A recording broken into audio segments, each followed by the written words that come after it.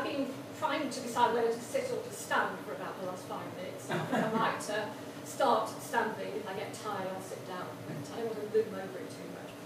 Anyway, Swallows and Amazons, 1930, is one of those children's books which has never been out of print and is frequently listed in the top 20 of British children's classics.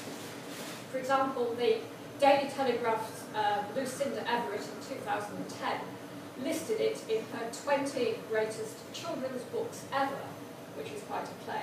Now I'm just going to move the picture now to F.R. Leavis, rather waspish English literature critic, notoriously dismissive of many great writers, declared in The Great Tradition, which was really not about children's literature, in 1948. The great children's novelists are Lewis Carroll, Rudyard Kipling, Frances Hodgson Burnett, Arthur Ransome, William May, and Philippa Pearce. To stop for a moment at that comparatively safe point on an uncertain list. So that was about as far as he was prepared to risk it. The BBC adapted Swallows and Amazons for television in 1962. Ransome himself thought the child actors rather ugly and didn't entirely approve of it. It became a film in 1974 and a musical in 2010 to 11. Though it may seem to have dated or to be too technical, one of the things that used to put me off when I read it as a child was all the technical jargon about sailing, such as stepping the mast, forestays, cleats, thwarts and kelsons. Still don't know what those are. It occupies, I think, nevertheless, a key position in the evolution of modern children's literature between Robinson Crusoe and Treasure Island on the one hand, which it freely references, and stories about sibling groups having adventures, as in the works of E. Nesbit, C.S. Lewis and Enid Blyton. Another critic, children's literature critic this time, Peter Hunt, describes Ransome as probably the most influential British children's writer of the 20th century. And that's a massive claim when you think how many other great writers there are at that time, who more or less, he says, invented the holiday adventure genre. Yet, his own daughter, Ransome's own daughter, Tabitha, complained that she couldn't get past chapter 12 of Swallows and Amazons, so she wasn't his number one fan. Many aspects of his writing, I think, remain slightly controversial. The apparently simple and practical style of his prose writing and somewhat flat, stylized illustrations can make everything look straightforward, yet the assumptions he makes about family life and children's freedom to live for a while like Junior Robinson Crusoe's are perhaps now harder to take at face value in our health and safety-obsessed culture. Much of the critical discussion about Ransome was focused on his use of place and landscape, and I hesitated for a moment before preparing this talk as to whether that's what I should talk about, especially his fondness for the Lake District and the Norfolk Broads. But I felt that we should try something a little bit different.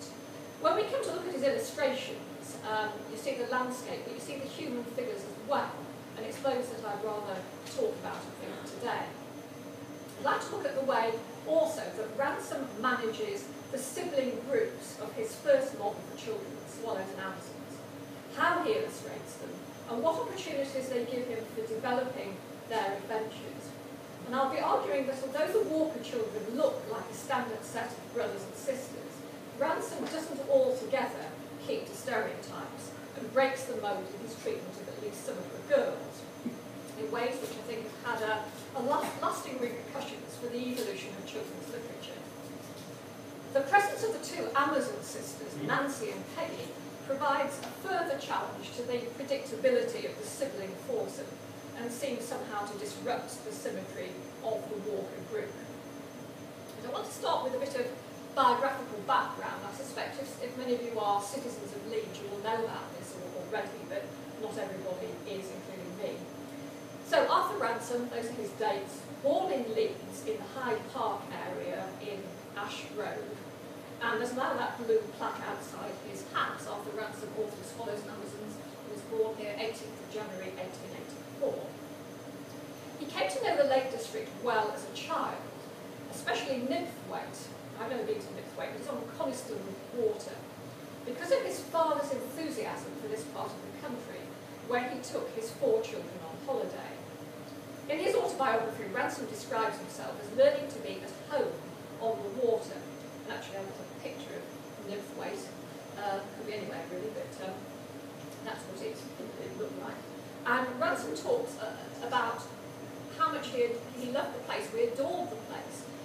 to it, we used to run down to the lake, dip our hands in and wish as if we had just seen the new moon.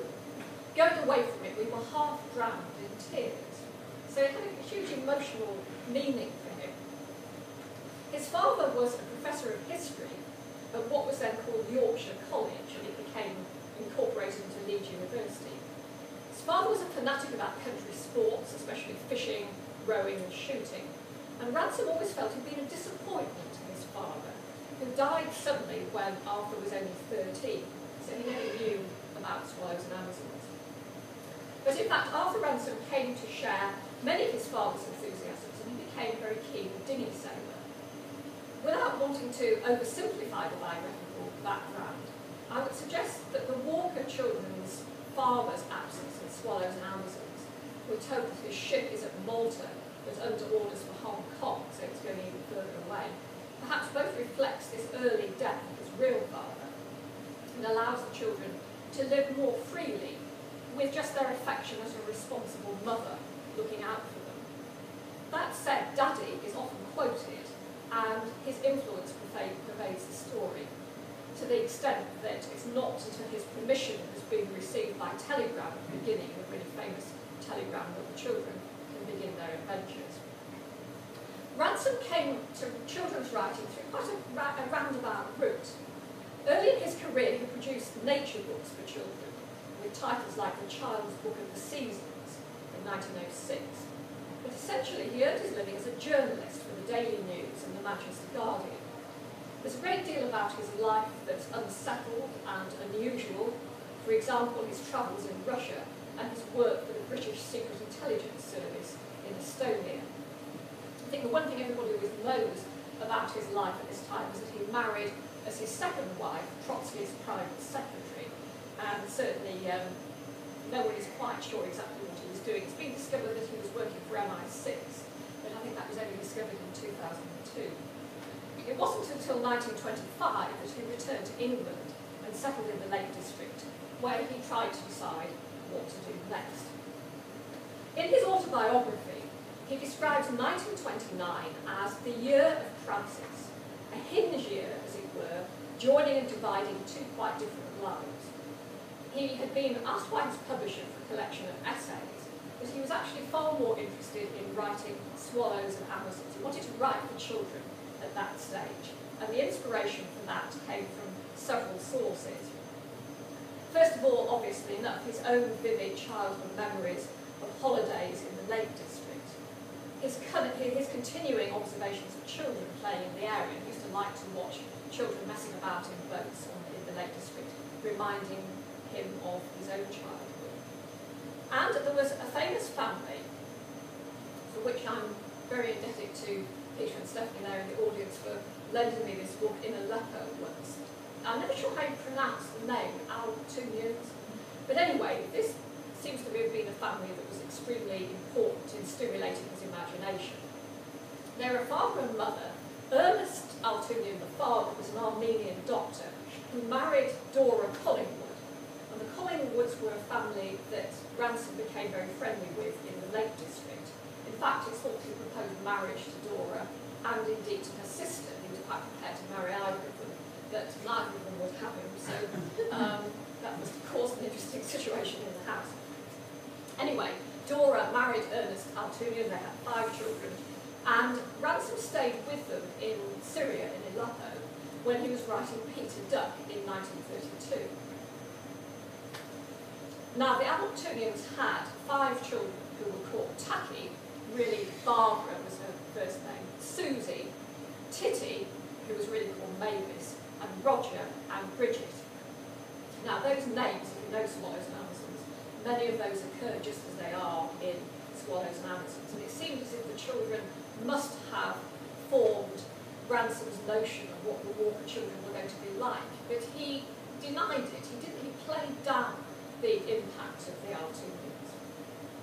In her memoirs, In Aleppo, which was written by Tacky, she says, "We were very excited at being put in the book, but I was disappointed that my name was not there. I had been turned into a boy called John. Uncle Arthur later explained that there were too many girls and he had to have another boy in the story." So she felt rather miffed about that she doesn't have autobiography, Ransom claims that the children had identified themselves, regardless of sex, with my characters, and were writing to say that I ought to come and see what they were really like. So he says they chose to see themselves as the Walker children, not that he modelled the Walker children on them. And it seems a little ungracious, I think, on his part to take such a strong view of it. He did dedicate his book to them originally, but his 1958 author's note to Swallows and Amazons says nothing about them and attributes his inspiration entirely to his own holiday experiences with his brother and sisters at Coniston. Well, I do want to say something about the illustrations next, and some of these are in the exhibition. And I have to say, I rather like these Clifford Webb illustrations. They look very much of the 1930s somehow, and I think there's a lot that one can say about them. Ransom's urge to control every aspect of the story eventually included the illustrations, which he took over from the first illustrator. I'm not sure whether the first illustrator was Stephen Spurrier or Clifford Webb. They were both in there before him. Clifford Webb, you can see his dates there, was the first illustrator. But Ransom didn't like his pictures, and from Peter Duck onwards in 1932, Ransom took back control of the illustrations and gradually began to replace Webb's pictures with his own, returning to do the ones that Webb had done. I'm sure people in the audience will have their own views of which they prefer. Stephen Spurrier provided the illustrations for the end papers. I'm sorry I haven't been better, it's difficult to see the content of those, but interestingly that says with illustrations by Clifford Webb inside and it was Spurrier on the outside. Apparently Spurrier had also originally submitted illustrations even before Clifford Webb, but Ransom hadn't liked those either.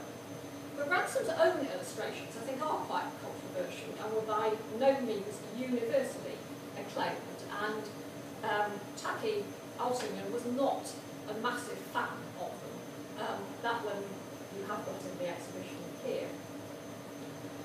Taki recalls that her mother, these are her mother's views, Dora Collingwood's views, that her mother thought the figures rather stiff. He usually shirked drawing faces and got over that difficulty with back views of shaggy heads of hair or large hats, but he was meticulous in drawing endless gradient lines in Indian ink for fog scenes. We used to tell him he put one of these in every book on purpose. He enjoyed doing the insides of caves too, because this meant red washes of black ink, and the figures needed only to be silhouettes. And you probably can't even see, take it from me, that there is a tiny little figure there, and there's an awful lot of tree, a lot of tree trunk actually, and it's typical of Ransom that he do a lot more of this black, rather menacing sort of threatening landscape actually, which gives the pictures has a darker feel than the slightly comic tone that the book actually justifies. But the figures are curious in that in many ways they depersonalise the children. And he goes to some trouble to give the children personalities, which I'll come to in a minute, and yet the personalities seem to disappear in the pictures. They counteract all the effort that's gone into giving them distinct personalities. This becomes even clearer, I think. These two pictures are again in the exhibition. If you compare the two versions of the Amazon's arrow landing in the camp, and this one is Stephen Spurrier's, you can see a great big arrow there, and these are all the children. Notice that girls at the time wear skirts. No matter how many boats they're scrambling in and out of, they wear dresses actually. These are the Ransom illustrations. Those to me look either like skirts or blouses or even dresses, and nobody would dress like that now to go camping or on a boat, but I don't think there are any pictures of those children seen in shorts and trousers, even though women were beginning to wear trousers at that sort of time. But notice they've all got their heads facing away. He obviously didn't like drawing faces particularly, and they could be anybody.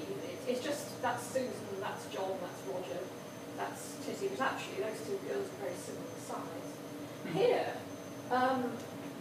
well, you can see that he did like drawing faces, and you can see the different expressions are sort of, oh, mouth open, and that's John being rather serious about it. And those are two girls saying, oh my goodness, what should we do now? And there's a cooking pot, and there is a cooking pot there as well, of course, but there's a lot more going on there.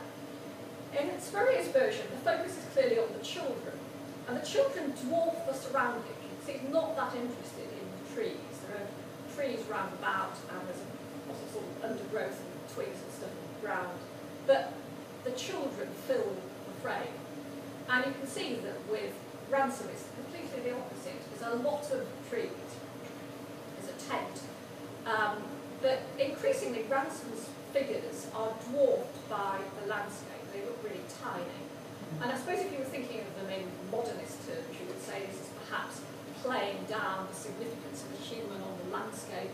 Is that what Ransom was trying to do? I'm not quite sure.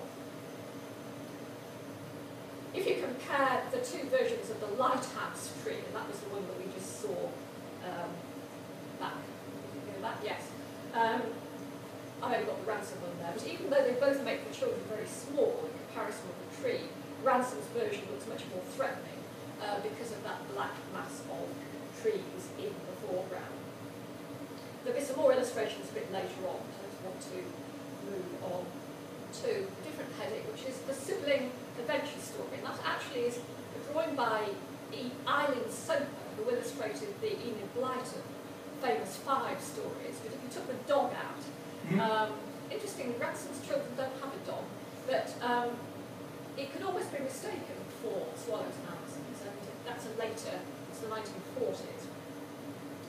So what I think doesn't change in many of the stories that Ransom produced was the sibling force at the heart of the story.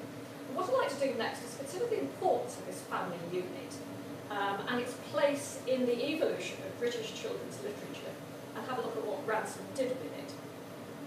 Family units of brothers and sisters were used way back in the 18th century in the rather didactic texts of Maria Edgeworth, but not always in foursomes. One of her famous families were Harry and Lucy, a brother and a sister. In the 19th century, Mary Martha Sherwood's History of the Fairchild Family in 1818 also used a sibling group.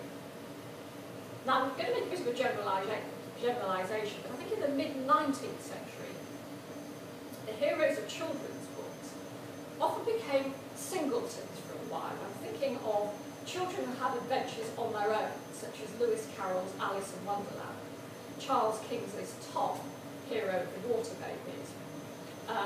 Later on in the United States and Canada, Montgomery's Anne of Green Gables, or Eleanor Porter's Pollyanna. Where children do interact with others, and they often do in these stories, it's often with a same-sex group. So girls interact with other girls, boys with boys. And quite often in a non-sibling culture, such as Tom Brown's School Days, or Huckleberry Finn, or in Coral Island, where there are 3 boys, an all-male sibling unit, or the Swiss Family Robinson, where there's a set of boys and no girls. So it takes a long time to get girls in a boat like that alongside boys. The main exception to the sibling group being girls as well as boys, I think, was Charlotte Mary Young, whose family chronicles mostly do involve sibling groups, but huge families, 10 children, 12 children. It's very hard to see them having the same dynamics as smaller groups like that. And they don't, as a rule, get stranded on desert islands. In young stories, the older children act as parent substitutes to the younger, while the children as a whole subdivide into clusters of 2s and 3s. So they don't have the symmetry or the synergy of the 2-boy, 2-girl structure. And nor does J.M. Barrie's unusual 1-girl, 2-boy format in Peter Pan, though the motherly Wendy character became a favourite, I think, with other sibling adventure authors, the subgenre which became so popular in the 20th century. I'll just change the picture to some other sibling groups. The other authors who do sibling groups in a big way are E. Nesbit and C.S. Lewis. But you could also include Enid Blyton, obviously. That said, I think some singletons have returned with authors such as Frances Hodgson Burnett in A Princess in the Secret Garden, Philip and Pierce with Tom's Midnight Garden, Mary Norton, the borrowers, and Roald Dahl, who tends to place one solitary, sometimes orphan child in the centre of his novels, as in Charlie and the Chocolate Factory and James and the Giant Peach. Dahl's accepting most of these solitary children seek companionship from other children, as if somehow missing that larger sibling group, as indeed does the most famous simpleton of all at present, Harry Potter, doesn't have brothers and sisters, but he does hook up with the Weasley family, who have lots of brothers and sisters, and that's how he manages to make up for lost siblings. So the next thing I want to look at really is how this works with Ransom particularly. I think it's hard to know who invented the two-boy, two-girl structure, but once it began to appear in children's fiction, it became a standard structural device for narrating adventures. The eldest child is always a boy. Somebody in the audience will say, oh no it isn't. I can think of one where it's a girl, but it's usually a boy, I'll say just to play safe. And the second is nearly always a motherly girl, usually called Susan. And the two of them play mother and father to the rather more unruly younger children. The author, whoever the author is, I think, has more options with the two younger children, who have the freedom to behave more childishly. The second boy, so that would be, in this case, Edmund, who is jumping out of the wardrobe in the Narnia stories. Or the second girl can be more erratic in their behaviour than the first. And there's little Lucy, I think that, no, that might be Lucy, it's difficult to tell, they're all quite small. Lewis's Lucy Pevensey is the first of the family to get into Narnia, and arguably the most spiritual, whereas Nesbit's Jane, 5 children and it, the fifth child is the baby that they call the lamb, not a dog this time. Jane, in 5 children and it, and the Phoenix and the Carpet, alternates between being the boldest child and the most frightened. She seems to go either way. Enid Blyton complicates things somewhat with her famous 5, because they're actually 3 siblings and a cousin. Their cousin George, the tomboy Georgina, who contrast with the timid, conventional Anne. Now, a favourite device used by both Lewis and Ransom is to list the 4 children's reactions to an event in rapid succession. And once I started noticing this, I saw it happen again and again, not only in Ransom, but in Lewis as well, and Nesbit. And it's obviously a favourite device, and that's another Clifford Webb illustration there. This happens several times, so you can see how 4 different children react to the same event. And I suppose it's a way of spreading the emotional kind of reaction to events more widely. And this happens at the beginning of Swallows and Amazons, when the children write to their father for permission to sail to the island, each of them addressing him in different ways.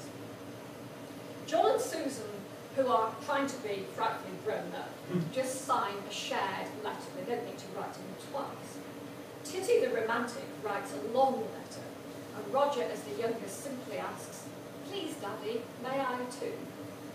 When permission arrives, they all become rather solemn thinking about it, and that's what we got up there. John was thinking of the sailing, wondering whether he really remembered all that he had learned last year. Susan was thinking of the stores and the cooking. Titty was thinking of the island itself, or coral, treasure, and footprints in the sand.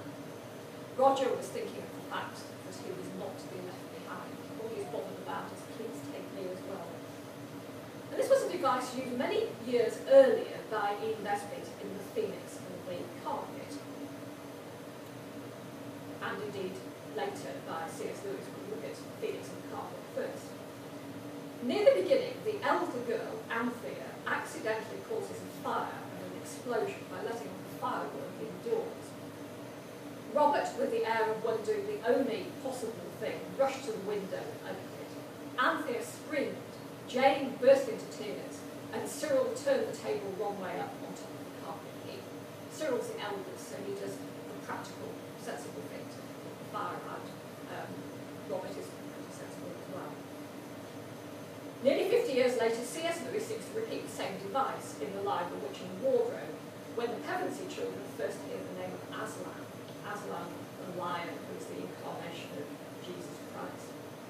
Edmund felt a sensation of mysterious horror. He's a bad child, so he's not going to respond positively to a good thing. Peter suddenly felt brave and adventurous. Susan felt as if some delicious smell, which is a sensual word, or some delightful strain of music had just floated by her.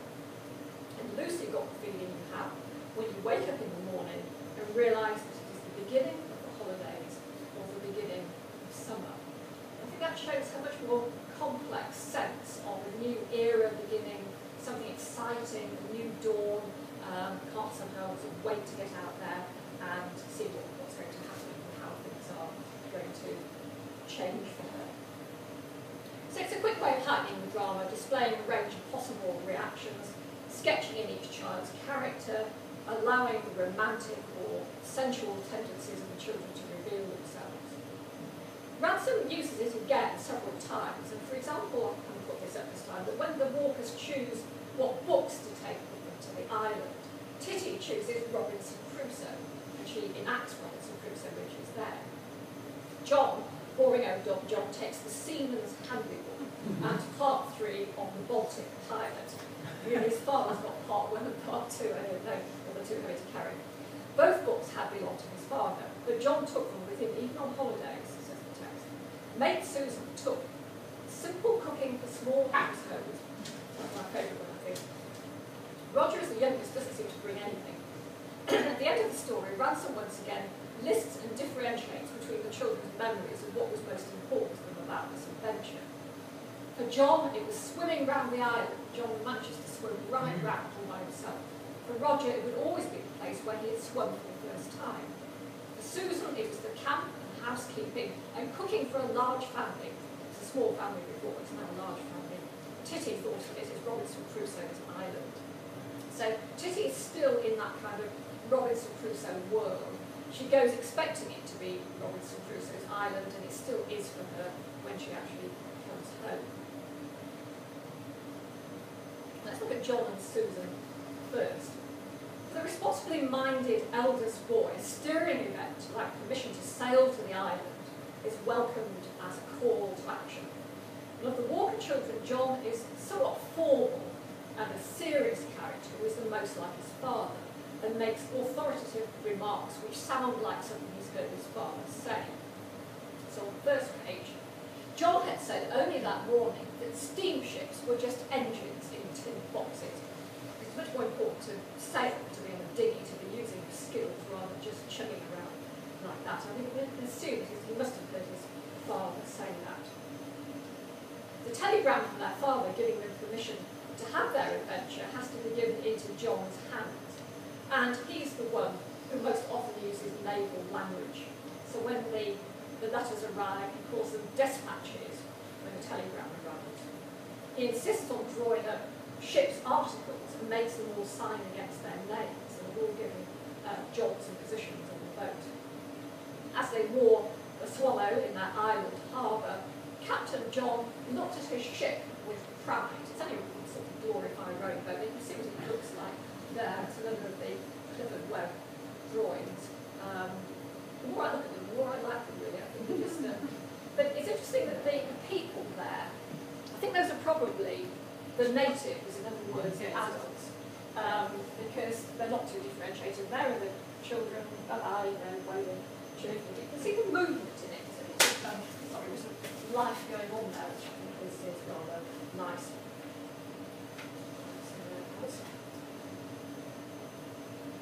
So he looks at his ship with pride. Later in the story, he draws a map and he names the landmarks. He likes to have everything sort of properly labelled.